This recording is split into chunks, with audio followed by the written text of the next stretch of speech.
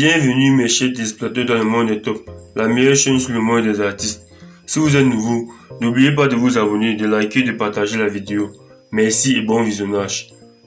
Aujourd'hui nous allons vous parler de Mary Gims, de son parcours incroyable et de 6 choses à savoir de sa vie remarquable. Mary Gims, de son vrai nom Nganji Junna, est connue auprès du grand public pour sa participation à la session d'assaut, le groupe de rap français créé en 2002.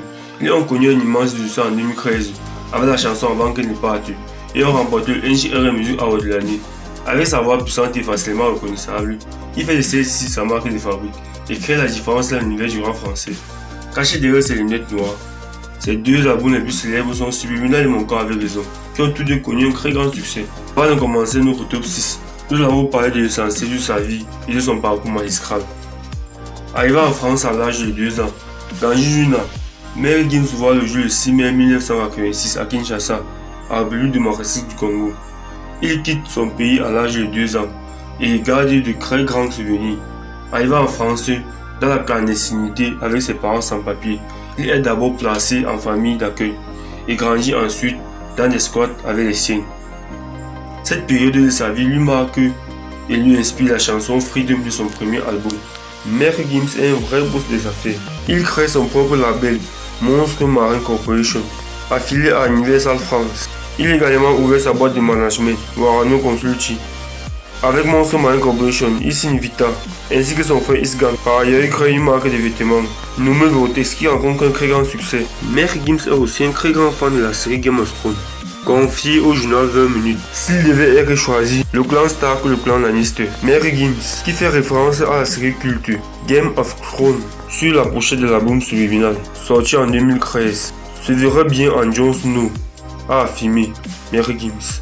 L'un des plus grands rêves de Mary Gims est de percer aux États-Unis.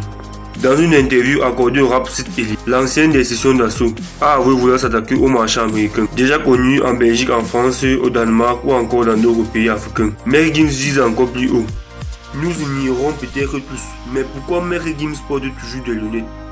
Plus à l'aise derrière des lunettes de soleil, une façon de se protéger de l'extérieur, ou encore pour se balader incognito dans les lieux publics. L'artiste de 31 ans ôte ses lunettes de soleil, mais conscient qu'il pourrait davantage dévoiler son intimité à ses admirateurs, comme il le fait bien sûr. En mars 2016, il dévoile pour la première fois son visage à son épouse, dans une vidéo périscope au volant d'une Ferrari.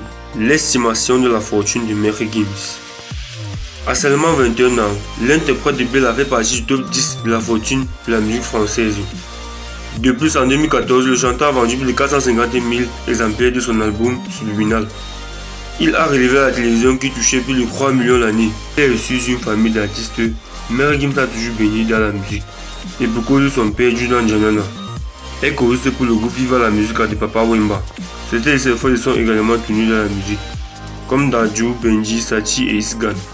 Il signe en 2005 un album complet, La Terre du Milieu, avant l'école de Point Vito en 2012. Et un énorme succès commercial rencontré avec l'apogée. Opus sorti en 2012, est vendu à plus de 700 000 exemplaires. Un grand merci d'avoir regardé notre vidéo jusqu'à la fin. Si vous êtes nouveau, n'oubliez pas de vous abonner, de liker et de partager la vidéo. Bien sûr, mettez vos commentaires. Merci et à la prochaine.